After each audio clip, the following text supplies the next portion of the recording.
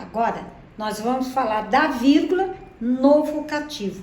Isso foi explicado lá na aula de termos da oração. E lá na aula de termos de oração, eu já falo na vírgula.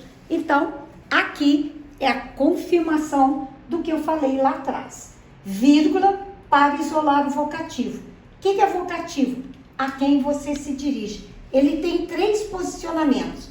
Início, uma vírgula depois. Fim, uma vírgula antes. E no meio, 2 vírgulas. Então, você tem que escolher o melhor.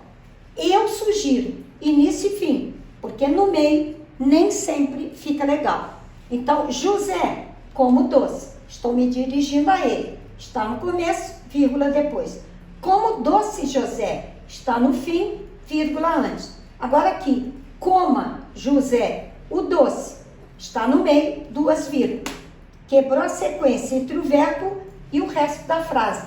Essa já não fica tão bonitinha quanto essas duas. O mais usado é aqui. Depois é esse. E esse aqui é raro. Mas de qualquer maneira é possível. Papai, você me ouviu? Estou me dirigindo a ele. Começou, vírgula depois. Você me ouviu, papai? Estou falando com ele. Ele está no fim, vírgula antes. Você, papai, me ouviu? Não fica tão bom quanto esses dois. Mas, toda vez que tem vocativo, você tem que usar obrigatoriamente a vírgula ou o travessão ou o parênteses. O que interessa? Apareceu o vocativo, ele tem que ficar em evidência. Ou com a vírgula, mais usado, depois o travessão e finalmente o parênteses. Então agora vamos empregar a vírgula para isolar o vocativo.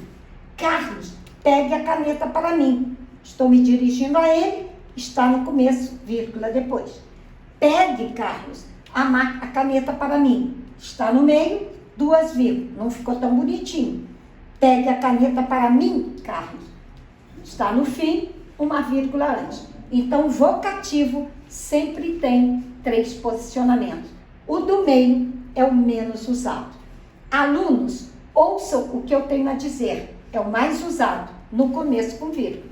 Ouçam, alunos, o que tenho a dizer. Está no meio, 2 vírgulas. Ouçam o que tenho a dizer, alunos. Está no fim, uma vírgula antes. Tem como errar? Não. Volta lá na aula de termos da oração, reveja vocativo e volte para cá. Você vai ter 2 vezes a mesma matéria para estudar.